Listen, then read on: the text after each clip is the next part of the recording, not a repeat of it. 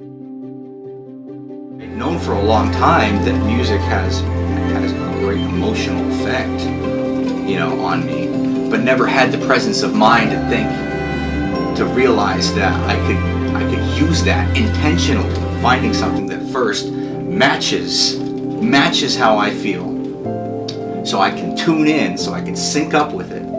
I can take that music and I can shift the mood and the emotion of the music into the direction that I want to feel, of course, which is going to be loving, powerful. And it doesn't have to be any particular style of music or any particular band. It doesn't have to be that Native American chanting. It doesn't have